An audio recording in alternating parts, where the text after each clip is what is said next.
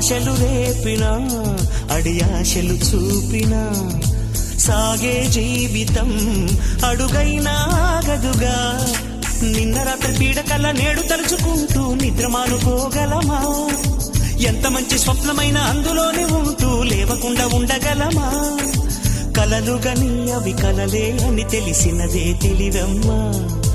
కలతలని నీ కిలకిలతో తరిమెయ్యవి చిలకమ్మ. నవ్వే నీ కళ్ళలో లేదా జాబిలి, నవ్వే ముంగిళ్ళలో రోజు దీపావళి.